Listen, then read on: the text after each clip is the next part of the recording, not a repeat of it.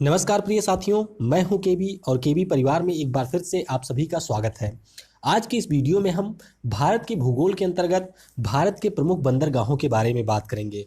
तो भारत के भूगोल के अंतर्गत अगर आपने मेरे भारत के भूगोल के वीडियो नहीं देखे हैं तो आप लोग यूट्यूब में सर्च कर सकते हैं इंडियन ज्योग्राफी बाय केबी, और वहाँ पर जो सबसे पहला आएगा एक प्लेलिस्ट होगी, उसमें आपको सारे वीडियो मिल जाएंगे और वहाँ से जा करके आप सारे वीडियो को देख सकते हैं। उन वीडियो में आपको प्रश्नों की सीरीज भी मिलेगी, जहाँ पर जा करके आप प्रश्नों को भी सॉल्व कर सकते हैं। तो वीडियो अगर आपको पसंद आता है तो वीडियो को लाइक करें। वीडियो अगर आपको नहीं पसंद आता है तो वीडियो को डिसलाइक करके हमें ज़रूर बताएं कि वीडियो को आपने डिसलाइक क्यों किया है। और अगर आपको वीडियो अच्छा लगता है तो आप अपने दोस्तों के साथ में भी इसे शेयर कर सकते हैं। तो चलिए हम लोग बात करेंगे बंदरगाह के बारे में। तो बंदरगाह, पोर्ट या हार्बर या पत्तन क्या होता है, इसके बारे में आपको पता होगा कि उन देशों के जिनके पास समुद्री सीमाएं होती हैं वह लोग दूसरे देशों से चीज़ों को आयात करने के लिए या निर्यात करने के लिए पोर्ट को डेवलप करते हैं। अब पोर्ट की अगर हम बात कर रहे हैं तो सबसे पहले जान लेते हैं कि आखिर में इस टॉपिक से किस प्रकार के प्रश्न पूछे जाएंगे।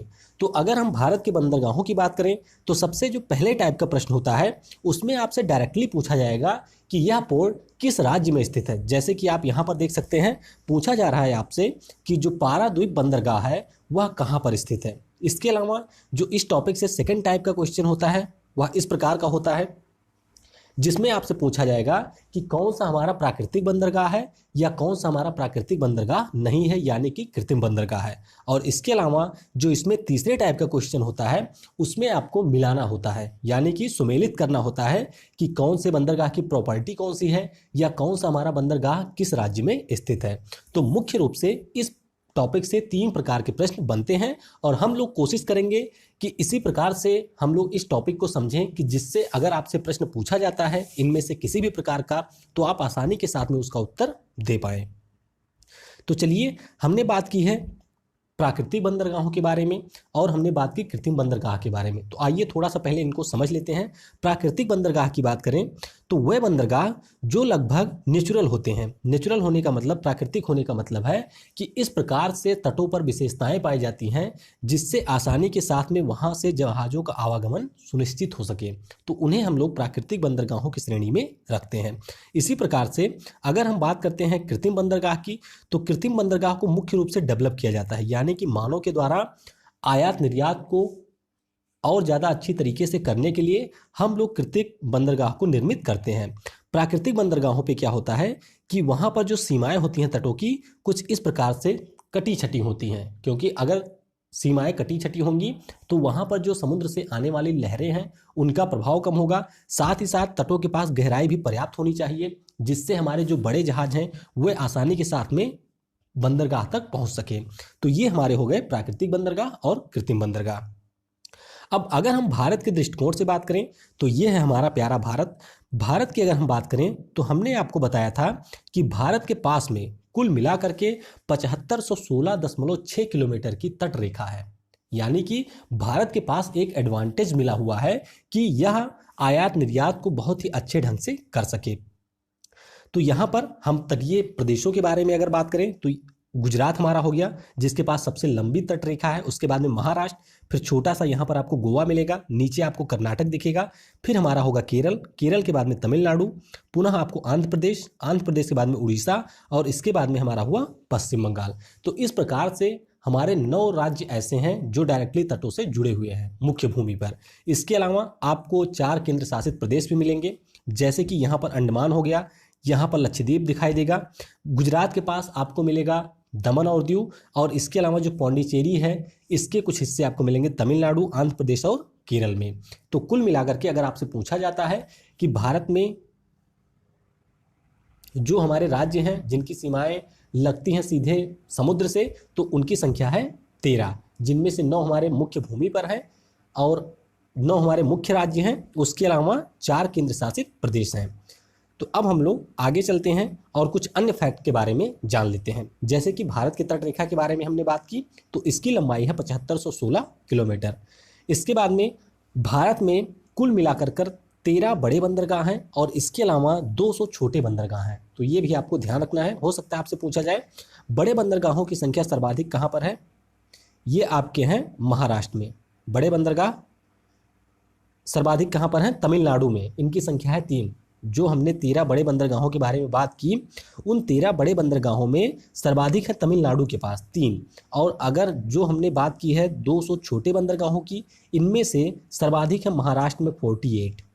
तो ये आपको याद रखना। हो सकता है कि आपसे पूछा जाए कि सर्वाधिक बड़े बंदरगाह कहाँ हैं या सर्वाधिक छोटे बंदरगाह कहाँ पर हैं।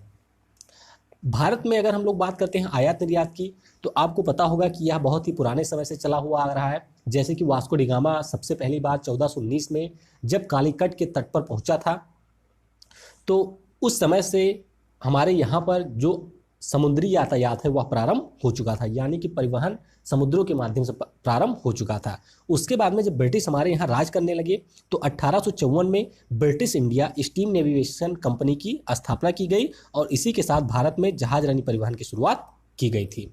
तो यहाँ तक हमने जाना। अब चलते हैं हम लोग और एक एक करके सारे राज्यों में जो बड़े बंदरगाह हैं उनके बारे में बात करते हैं, क्योंकि सर्वाधिक प्रश्न जो पूछे जाते हैं वह बड़े बंदरगाहों से पूछे जाते हैं। शुरुआत हम लोग करेंगे गुजरात से। गुजरात में जो ये बीच का आपको हिस्सा दिखाई दे रहा है, यहाँ पर हमारा एक बंदरगाह है और इस बंदरगाह का नाम है कांडला। इसे कहीं कहीं कंडला भी लिखा जाता है और कहीं कहीं कांडला भी लिखा जाता है। तो याद रखिएगा, जो कांडला बंदरगाह है यह हमारा कहाँ पर है? गुजरात में। और यह एक प्राकृतिक बंदरगाह है। कांडला की बात करें तो हाल ही में इसके नाम में परिवर्तन किया गया है। जैसा कि आपको पता होगा कि हमारे देश में इस समय नाम को बदलने का रिवाज चल रहा है, तो उसी के तहत इसका नाम बदल करके दीनदयाल बंदरगाह कर दिया गया है, यानी कि पंडित दीनदयाल के नाम पे इस बंदरगाह का नाम कर दिया गया है। गुजरात के बाद में अब हम आएंगे नीचे इससे सटा हुआ महाराष्ट्र। महाराष्ट्र में मुख्य रूप से हमारे 2 बंदरगाह हैं। पहला तो हमारा हो गया मुंबई, जो कि एक प्राकृतिक बंदरगाह है, और इसी के बगल में हमारा एक और बंदरगाह है जिसका नाम है न्याहा सेवा। इसे जवाहरलाल नेहरू बंदरगाह भी कहते हैं। तो आपको याद रखना है न्याहा सेवा या जवाहरलाल नेहरू बंदरगाह, जो कि मुंबई बंदरगाह का एक सहायक बंदरगाह है।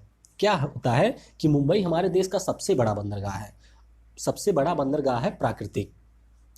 तो यहाँ पर जो हमारे सामान आते हैं उनकी जो भार होती है उसको कम करने के लिए इसी के समीप में न्याहा सेवा बंदरगाह को डेवलप किया गया। तो याद रखना है आपको, महाराष्ट्र में 2 हमारे हैं, मुंबई और न्याहा सेवा। उसके बाद में नीचे आप आएंगे गोवा में, तो गोवा में आपको एक बंदरगाह मिलेगा जिसका नाम है हमारे मर्मू गोवा। तो मर्मू गोवा बंदरगाह कहाँ पर है? ये आपके गोवा में है। गोवा के बाद में नीचे हमारा हुआ कर्नाटक। तो कर्नाटक में हमारा एक प्रमुख बंदरगाह है जिसे हम लोग कहते हैं न्यू मैंगलोर बंदरगाह। कर्नाटक में एक बंदरगाह जिसका नाम है न्यू मंगलोर बंदरगाह। उसके बाद में आप आएंगे केरल में, तो केरल में हमारा एक बंदरगाह है जिसे हम लोग कहते हैं कोचीन बंदरगाह।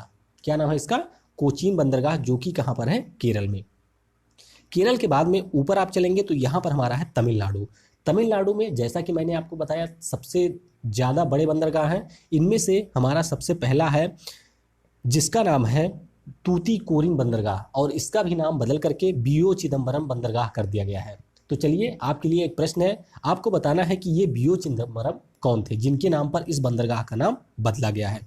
उसके बाद में इसके हम थोड़ा सा ऊपर चलेंगे तो यहाँ पर आपको एक बंदरगाह मिलेगा जिसका नाम है चेन्नई बंदरगाह। चेन्नई बंदरगाह लगभग आप कह सकते हैं कि आंध्र प्रदेश और तमिलनाडु की सीमा पर है, और इसी चेन्नई का एक सहायक बंदरगाह है जिसे हम लोग कहते हैं एन्नौर बंदरगाह। क्या नाम है इसका? एन्नौर पोर्ट या एन्नौर हार्बर, जो कि चेन्नई का एक सहायक बंदरगाह है और यह तमिलनाडु में है। तो ये तीनों हमारे हो गए तमिलनाडु में। चेन्नई के बारे में आपको याद रखना है कि ये हमारे भारत का सबसे बड़ा कृत्रिम बंदरगाह है। अभी मैं जो इंपॉर्टेंट फैक्ट है उनके बारे में आपको वीडियो के लास्ट में बताऊंगा। अभी हम लोग मैप में थोड़ा सा लोकेशन देख रहे हैं। इसके बाद में अब हम चलेंगे आंध्र प्रदेश में। आंध्र प्रदेश में हमारा एक प्रमुख बंदरगाह है जिसका नाम है विशाखापट्टनम। क्या नाम है इसका? विशाखापट्टनम बंदरगाह। उसके बाद में उड़ीसा में भी हमारा एक ही बंदरगाह है जिसे हम लोग कहते हैं पाराद्वीप बंदरगाह। क्या नाम है इसका? पाराद्वीप बंदरगाह। और सबसे ऊपर जब आप चलेंगे तो यहाँ पर है पश्चिम बंगाल, और पश्चिम बंगाल में तट के पास में है हुगली बंदरगाह। कौन सा? हुगली बंदरगाह। तो यहाँ पर आपको ध्यान रखना है हुगली भी है, और इसी से हमारा थोड़ा सा आगे जाने पर आपको मिलेगा कलकत्ता। तो कलकत्ता हमारा अंदर की तरफ है। हुगली आपको जो गंगा नदी हमारी आती है जिसे हम लोग हुगली कहते हैं पश्चिम बंगाल में, उसी के बिल्कुल एकदम मुहाने पे स्थित है। तो यहाँ पर हमारा है हल्दिया। तो इस प्रकार से हमने यहाँ पर 12 को देखा, और एक जो हमारा है वह आपको देखने को मिलेगा पोर्ट ब्लेयर पर। पोर्ट ब्लेयर जो कि अंडमान और निकोबार द्वीप समूह की राजधानी है। तो इस तरीके से आपने देखा कि 6 बंदरगाह आपको दिखेंगे पश्चिम की तरफ, और यहीं पर आपको 6 बंदरगाह किधर दिखेंगे, पूरब की तरफ, और एक आपको दिखेगा अंडमान की तरफ। तो ये सारे हमारे हो गए बड़े बंदरगाह। अब हम लोग आगे चलते हैं और कुछ अन्य छोटे बंदरगाहों के बारे में भी जान लेते हैं। तो आइए उनको भी समझ लें। सबसे पहले हम लोग चलेंगे गुजरात में। गुजरात में हमारा जो कांडला था उसके पश्चिम में एक बंदरगाह है, और इस बंदरगाह का नाम है मांडवी बंदरगाह। क्या नाम है इसका? मांडवी बंदरगाह। पुनः अब हम लोग नीचे की तरफ आएंगे तो यहाँ पर हमारा एक बंदरगाह है, और इस बंदर का नाम है ओखा। देखिए, आप में से कई सारे लोगों के ये भी कमेंट आते हैं कि इसके बारे में कोई ट्रिक बताइए। देखिए, होता क्या है, जब आप मैप के जरिए चीज़ों को समझने का प्रयास करेंगे और एक इमेज को बनाने का प्रयास करेंगे अपने माइंड में, क्या होगा, एक बार में आपको नहीं समझ में आएगा, एक बार में आप नहीं याद कर पाएंगे। एक ट्रिक होती है याद करने के लिए, I111 टेक्निक। आप में से बहुत सारे लोगों को पता होगा, या जिनको नहीं पता है वह लोग सर्च करके देख सकते हैं I111 टेक्निक के बारे में। और अगर आप उस टेक्निक को फॉलो करेंगे तो यह वीडियो आपको बहुत ही ज़्यादा मदद करेगी और आप आसानी से चीज़ों को याद कर पाएंगे। तो इसीलिए कोशिश यही करिए कि I111 टेक्निक को फॉलो करें। वीडियो को एक बार देखें, उसके बाद में अगली बार 2x स्पीड पे आप लोग दोबारा इसे देख सकते हैं, और पुनः जो आपको PDF मिलती है उसको भी आप समय समय पर देखते रहें। तो इस तरीके से आप इनको याद कर सकते हैं। गुजरात के ओखा बंदरगाह के ठीक नीचे आपको एक बंदरगाह मिलेगा जिसका नाम है द्वारका बंदरगाह। क्या नाम है इसका? द्वारका बंदरगाह। और यही द्वारका के हमारे पूर्व में स्थित है पोरबंदर। पोरबंदर जहाँ पर गांधी जी का जन्म हुआ था, तो याद रखना है वो भी एक बंदरगाह है। और गुजरात में एक हमारा आखिरी बंदरगाह है जिसे हम लोग कहते हैं भावनगर बंदरगाह। तो इस तरह से आपने देखा गुजरात में आपको 4 बंदरगाह देखने को मिले, मांडवी, ओखा, द्वारका और भावनगर। पुनः अब हम लोग आएंगे महाराष्ट्र में। तो महाराष्ट्र में आपको एक बंदरगाह के बारे में बात करनी है जिसका नाम है रत्नागिरी। क्या नाम है इसका? रत्नागिरी। फिर हमारा हो गया गोवा। तो गोवा में एक पणजी भी है जो कि छोटा सा बंदरगाह है, तो उसको भी आप याद रख सकते हैं। फिर हमारा हुआ कर्नाटक। तो कर्नाटक में हमें केवल एक बंदरगाह के बारे में बात करनी है जिसका नाम है कारवाड़ बंदरगाह। क्या नाम है इसका? कारवाड़ बंदरगाह। कर्नाटक के बाद में आप नीचे आएंगे तो यहाँ पर आपको मिलेगा केरल। कौन सा? केरल। केरल में कुछ हमारे ज़्यादा बंदरगाह हैं, आइए इनको देख लेते हैं। जैसे कि हमारा एक हो गया कनानूर बंदरगाह। कौन सा? कनानूर बंदरगाह। कनानूर के आप नीचे आएंगे तो यहाँ पर हमारा एक जिला है केरल का जिसे हम लोग कहते हैं कोझिकोड। कौन सा? कोझिकोड जिला। और यहाँ पर हमारा एक बंदरगाह स्थित है कालीकट तट, जिस पे वास्को डी गामा सबसे पहली बार उतरा था, वह यही कोझिकोड तट है। तो आपको याद रखना है जो हमारा कोझिकोड है, कोझिकोड पर ही सबसे पहले वास्को डी गामा आकर के उतरा था, और यही हमारा कालीकट तट है। कोझिकोड के आप नीचे आएंगे तो यहाँ पर हमें एक और बंदरगाह मिलेगा जिसे हम कहते हैं क्विलोन बंदरगाह। कौन सा नाम है इसका? क्विलोन बंदरगाह। और ये आपका कहाँ पर है? केरल में। पुनः आप सबसे नीचे जब पहुँच जाएंगे तो यहाँ पर एक बंदरगाह केरल में ही आपको मिलेगा जिसे एलेप्पी या अलेप्पी बंदरगाह भी कहते हैं। तो हमने पश्चिमी तट के जो प्रमुख छोटे बंदरगाह थे उनके बारे में बात की। याद रखिएगा, हमें सभी बंदरगाह के बारे में नहीं पढ़ना है। 200 छोटे बंदरगाह हैं तो हम 200 को ना तो पढ़ सकते हैं ना ही याद कर सकते हैं। तो जो प्रमुख हैं या जिनसे प्रश्न पूछे गए हैं केवल हम उन्हीं को यहाँ पर डिस्कस करेंगे। फिर आप लोग अब चलेंगे तमिलनाडु में। तो तमिलनाडु में हमारा एक यहाँ पर छोटा सा बंदरगाह है जिसे हम लोग कहते हैं तोंडी बंदरगाह। क्या नाम है इसका? तोंडी बंदरगाह। इसके ऊपर हम लोग चलेंगे तो यहाँ पर आपको एक बंदरगाह मिलेगा जिसे हम कहते हैं नागपट्टनम बंदरगाह। क्या नाम है इसका? नागपट्टनम बंदरगाह। और इसके थोड़ा सा और ऊपर आप चलेंगे तो यहाँ पर हमारा है एक कराईकल बंदरगाह। याद रखना है यहाँ पर जो आपका यह कराईकल बंदरगाह है यह हमारा पौंडीचेरी में आता है, ना कि तमिलनाडु। कराईकल एक जिला है, पौंडीचेरी में 4 जिले हैं, माहे, यनम, पौंडीचेरी और कराईकल। तो कराईकल हमारा आता है पौंडीचेरी में, तो गलत मत करिएगा, ये आपका तमिलनाडु में नहीं है। अब हम लोग चलेंगे आंध्र प्रदेश में। तो आंध्र प्रदेश की बात करें तो यहाँ पर आपको एक बंदरगाह देखने को मिलेगा जिसे हम लोग कहते हैं मछलीपट्टनम। क्या कहते हैं इसे? मछलीपट्टनम। आंध्र प्रदेश में के बाद अब हम लोग चलेंगे उड़ीसा में। उड़ीसा में भी आपको एक बंदरगाह देखने को मिलेगा जिसे हम लोग कहते हैं गोपालपुर बंदरगाह। कौन सा? गोपालपुर बंदरगाह। और फिर ऊपर हमारा हो गया पश्चिम बंगाल। तो पश्चिम बंगाल में एक हमारा बंदरगाह है जिसे हम कहते हैं हल्दिया। तो इसके बारे में हमने बात कर ही ली थी। हल्दिया आप कह सकते हैं या इसे कोलकाता बंदरगाह भी कर सकते हैं। तो इस तरीके से हमने जितने भी छोटे बड़े बंदरगाह हैं उनकी लोकेशन कहाँ पर है, कौन से राज्य में स्थित है, इसके बारे में मैंने आपको क्लियर कट इमेज के माध्यम से बताने का प्रयास किया और काफ़ी अच्छे से मैंने कोशिश की कि मैं आपको विजुअल के जरिए अच्छे से या स्पष्ट करवा सकूं कि लोकेशन इनकी कहां पर है। जैसा कि मैंने आपको इमेज में दिखाया है, एग्जैक्ट आपको लोकेशन उसी के आसपास मिलेगी। मैंने कोशिश की है कि आपको 100% जो लोकेशन है उसी के आसपास दिखा सकूं।